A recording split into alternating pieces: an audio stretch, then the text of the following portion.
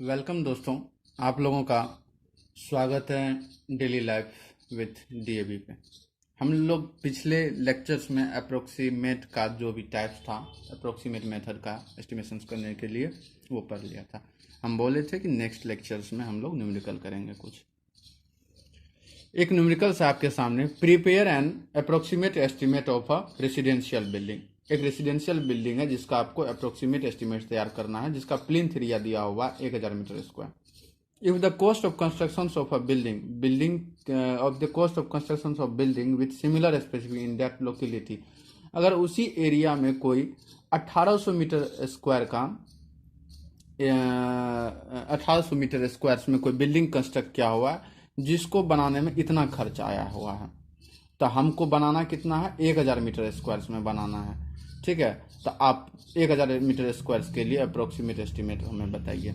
तो सबसे पहले हम बताए थे, अगर लोकेलिटी का जो दिया हुआ है तो उसमें हमको खर्चा इतना आया था। बगल वाला कोई बिल्डिंग है जो 1800 मीटर स्क्वायर में बनाया हुआ है, उससे पूछे भैया, तो वो बोला कि हाँ भैया 1 लाख मतलब इतना रुपया हमको खर्च आ रहा है। ठीक है, तो हम क्या करें, कंस्ट्रक्शन ऑफ कॉस्ट में उसके प्लिंथ एरिया से भाग दे देंगे तो हमें प्लिंथ एरिया रेट पता चल जाएगा। तो हम पे दिया हुआ है प्लिंथ एरिया आपका 1000 मीटर स्क्वायर है, लेकिन प्लिंथ एरिया रेट निकालने के लिए आप लोग क्या करना पड़ेगा, उस लोकेलिटी में जो भी बिल्डिंग है उसके कॉस्ट में प्लिंथ एरिया से भाग देना पड़ेगा। तो कॉस्ट ऑफ बिल्डिंग क्या है, उसका इतना है। ठीक है, और प्लिंथ एरिया से हम लोग उसमें डिवाइड कर दिए थे, हमें क्या मिल गया, प्लिंथ एरिया रेट मिल गया। हमको बनाना किसके लिए, प्लिंथ इतना एरिया में बनाना है, तो क्या खर्च पड़ेगा, तो इस रेट को इससे मल्टीप्लाई करें, यानी approximate cost of new residential building क्या आ जाएगा, प्लिंथ एरिया गुना रेट। तो प्लिंथ एरिया क्या है 1000 गुना रेट क्या आया, मेरा मेरा रेट क्या आया भैया, मेरा रेट आया 9000, मल्टीप्लाई कर देंगे तो इतना कॉस्ट हमें प्राप्त होता है। चलिए नेक्स्ट क्वेश्चन देखते हैं। ये रहा आपका नेक्स्ट क्वेश्चन। नेक्स्ट क्वेश्चन कहता है the cost of construction of a college building in vessel is 1,40,00,000 for a capacity of 400 student.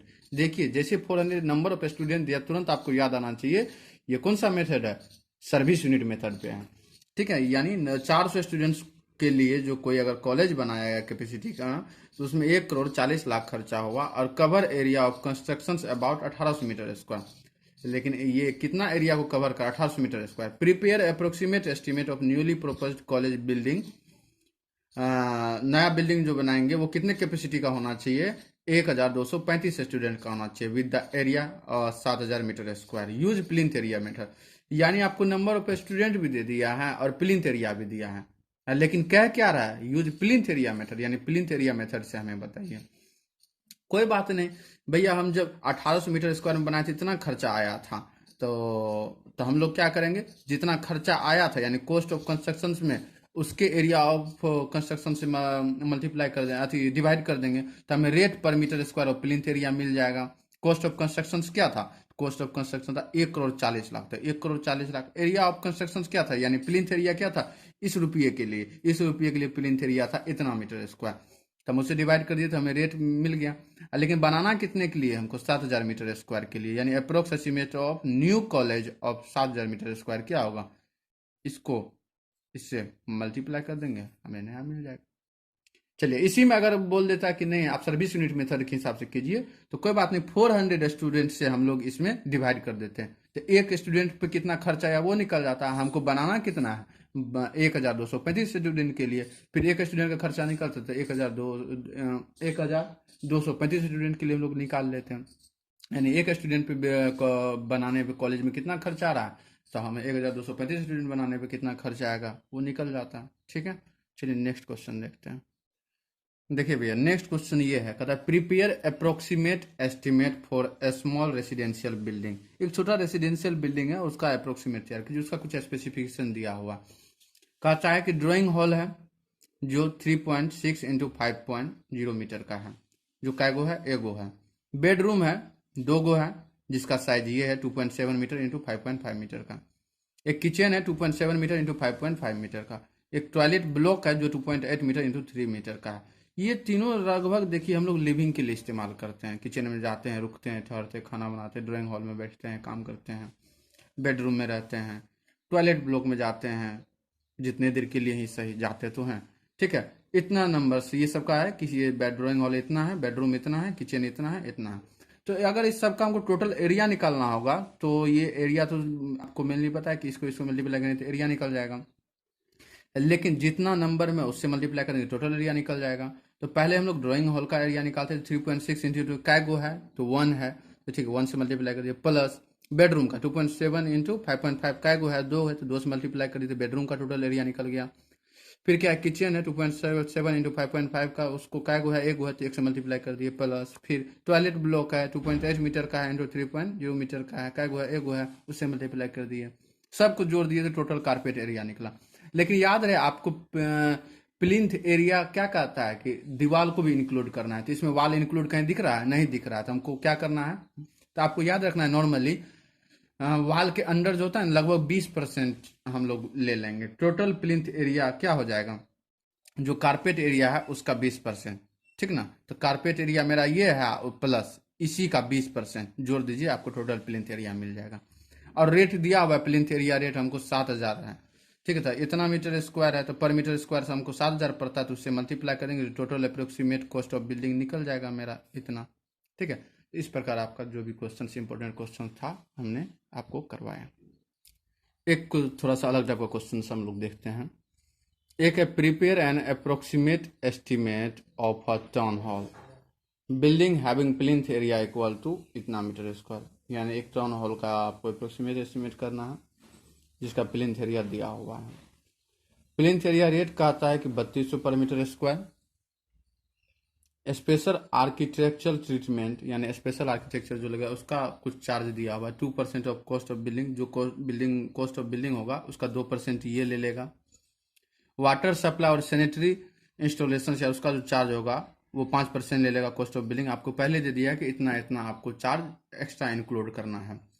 Electric installation के लिए यानी इलेक्ट्रिक से रिलेटेड कोई वर्क होगा तो वो बिल्डिंग का 14% ले लेगा। अदर सर्विसेज के लिए जैसे कंटिजेंसी और बोले थे ना, उससे भी कुछ अदर सर्विसेज हो सकता है एक्स्ट्रा, अगर क्वेश्चन में मेंशन किया हुआ तो आपको उसको इंक्लूड करना है।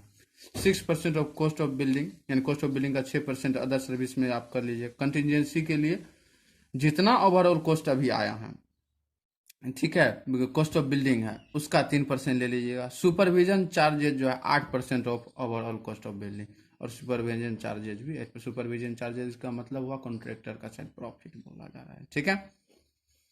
कॉस्ट ऑफ बिल्डिंग क्या होगा, प्लिंथ एरिया गुना रेट, ठीक है। तो ये सिंपल है, आप पता है आपको। स्पेशल आर्किटेक्ट ट्रीटमेंट तो किस पे लेगा, ये इस पे लेगा, तो इसका 2% निकाल रहे हैं, तो 2% ऑफ किसका, ये इसका, ठीक है, तो निकल गया। अब हम लोग देखते हैं आगे किसका, तो वाटर सप्लाई के लिए बोला था ना, तो वाटर सप्लाई एंड सैनिटरी के लिए 5% हो लेंगे इसी का। ये ऐसा नहीं कि इसको निकाल के इसको इंक्लूड कर देंगे, ऐसा नहीं है, ठीक है। हम लोग क्या करेंगे, हर एक बार किसके कॉस्ट ऑफ बिल्डिंग पे ही हम लोग 5% लेंगे। फिर इलेक्ट्रिक इंस्टॉलेशन अदर सर्विसेज का 6%, ठीक है। ओवरऑल कॉस्ट हम पहले फिर निकालेंगे, जब सारा कॉस्ट निकालेंगे तो क्योंकि कंटिजेंसी हमेशा क्या निकालता है ओवरऑल कॉस्ट पे, तो ऊपर जितना निकाले उस सबको इंक्लूड कर देंगे, जोड़ लेंगे, उस पर हम 3% ले लेंगे कंटिजेंसी का, ठीक है। और उसके बाद कॉन्ट्रैक्टर क्या होगा, लेगा इसी पे। कंटिजेंसी जोड़ने के बाद नहीं, कंटिजेंसी किसी का नहीं होता है, इसीलिए वो किसका लेगा भैया, ओवरऑल कॉस्ट पे प्रॉफिट लेगा, कंटिजेंसी पे नहीं लेगा। एक्स्ट्रा लगेगा तो वो कंपनी जाने, ठीक है, लेकिन कॉन्ट्रैक्टर नहीं। तो वो ओवरऑल कॉस्ट पे कौन लेगा भैया, कॉन्ट्रैक्टर भी लेगा, यानी सुपरविजन चार्जेज भी लेगा। यानी अब सबको जोड़ देंगे, इसको जोड़ देंगे, इसको जोड़ देंगे और सुपरविजन चार्जेस को जोड़ देंगे, तीनों को, तो आपको मिल जाएगा total cost of town hall, ठीक है। देखिए एक इंपॉर्टेंट क्वेश्चन और है, कहता है ए रेसिडेंशियल बिल्डिंग ऑफ G+4 मतलब 4 फ्लोर का है, has been constructed in Pune, जो पुणे में बनाया गया है, having a plinth area of, जिसका प्लिंथ एरिया क्या 200 मीटर स्क्वायर है। बिल्डिंग का हाइट 16.5 मीटर है ground above. The cost of construction of the building is इतना।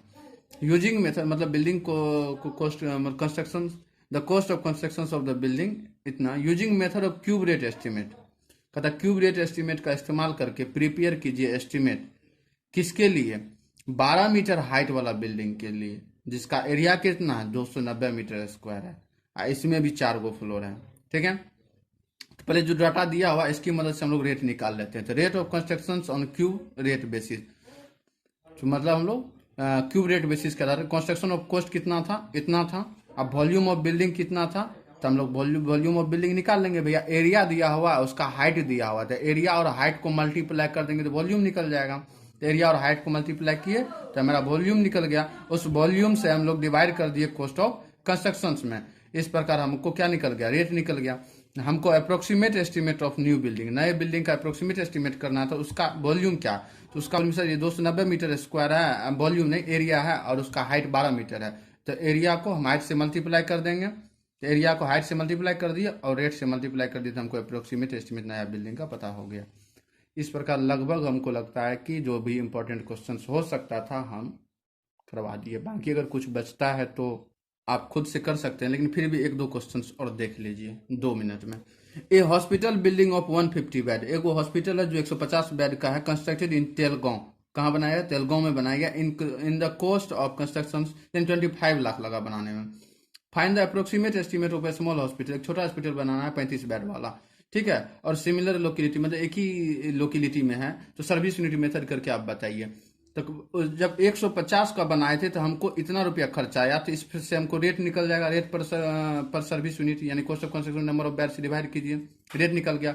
फिर बनाना कितना आपको 35 बेड का, तो 35 को फिर इससे मल्टीप्लाई कर दीजिए, तो फिर नई बिल्डिंग का निकल जाएगा भैया। ये क्वेश्चन और है, देख लीजिए। कहता है prepare the approximate estimate of a bridge having 4 span of 42 metre each using following data.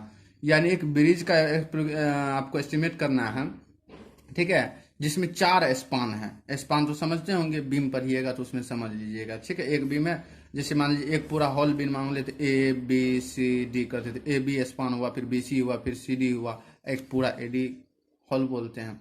तो cost of existing bridge 1.5 crore. Existing bridge have 3.3 span of 50 metre each. इसका मतलब कहना हुआ, देखिए इसका कहना मतलब हुआ, अगर 4 स्पान वाला ब्रिज था, ठीक है, और सॉरी, देखिए भैया आपको दिया हुआ है ये data, cost of existing bridge 1.5 crore, ठीक है, और existing bridge having 3.3 span of 50 metre each, ठीक है। यानी कि आपको 100 टोटल लेंथ ऑफ ब्रिज जो था वो 168 मीटर का हमको क्या करना है भैया, 168 मीटर का लेंथ का ब्रिज बनाना है। यानी 4 स्पेन वाला 42 मीटर, यानी प्रत्येक स्पेन का जो लेंथ होगा वो 42 मीटर होगा, और 4 गो स्पेन है, उसका आपको अप्रोक्सीमेट एस्टिमेट करना है। किसकी मदद से, इस डाटा की मदद से। तो कहता है total length of existing bridge, पहले जो ब्रिज था 3.3 स्पेन का और 50 मीटर प्रत्येक लेंथ था, यानी 165 मीटर का ब्रिज बनाने में उसको 1.5 करोड़ खर्चा हुआ था। पहले 165 मीटर ब्रिज बनाने में 1.5 करोड़ खर्चा हुआ। 1.5 करोड़ का मतलब 1.5 इंटू 10⁻7 करोड़ को रुपीज में बदल दीजिए, ठीक है। मतलब इतना रुपया खर्च हुआ आपको 165 मीटर ब्रिज बनाने में। आपको बनाना कितना है, 168 मीटर का ब्रिज बनाना है। तो बताइए कैसे होगा। तो रेट ऑफ कंस्ट्रक्शन पर मीटर लेंथ निकाल लेंगे। सबसे पहली बात कि भैया 1.5 इंटू 10⁻7 में हम लोग 165 से डिवाइड कर देंगे, हमको इतना रुपया 90.90 इंटू 10⁻3 रुपया खर्च होता है, ठीक है, पर मीटर ब्रिज बनाने में। आपको बनाना है 168 मीटर का, तो आप रेट से मल्टीप्लाई कर दीजिए, टोटल इतना रुपया खर्च होगा आपको कॉस्ट ऑफ न्यू ब्रिज, नए ब्रिज को बनाने में। तो इस प्रकार आपका क्या हुआ भैया, ये इंड हो गया। क्या इंड हो गया भैया, अप्रोक्सीमेट एस्टिमेट, ठीक है। तो हम लोग नेक्स्ट लेक्चर्स में डिटेल एस्टिमेट के साथ मिलेंगे। Thank you.